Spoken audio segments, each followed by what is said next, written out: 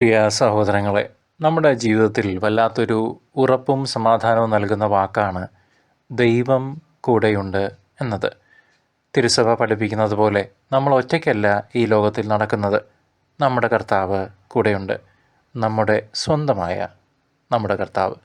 ജീവിതത്തിൽ കഷ്ടപ്പാടുകളും പിശാചിൻ്റെ പ്രലോഭനങ്ങളും ഒക്കെ വരുമ്പോൾ നമ്മൾ പേടിച്ചു പോകാറില്ലേ?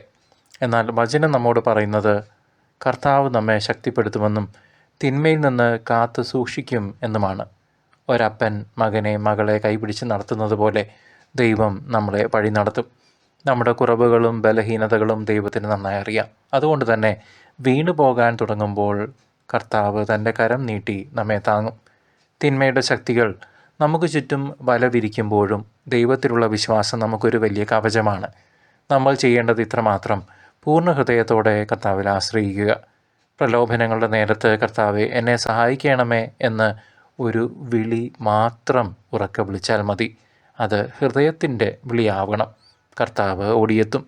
തിന്മയുടെ സ്വാധീനത്തിൽ നിന്ന് നമ്മുടെ കുടുംബങ്ങളെയും മക്കളെയും കർത്താവ് സുരക്ഷിതമായി കാത്തു സൂക്ഷിക്കും. നമ്മുടെ മനസ്സിനെ ഭയപ്പെടുത്തുന്ന ഒന്നിനും ദൈവത്തിൻ്റെ ശക്തിക്ക് മുകളിൽ വളരാൻ കഴിയില്ല. വിശ്വാസത്തിൽ ഉറച്ചു നിന്ന് ഈ ദൈവ സംരക്ഷണത്തിൽ വിശ്വസിച്ച് നമുക്ക് സന്തോഷത്തോടെ മുന്നോട്ട് നീങ്ങാം.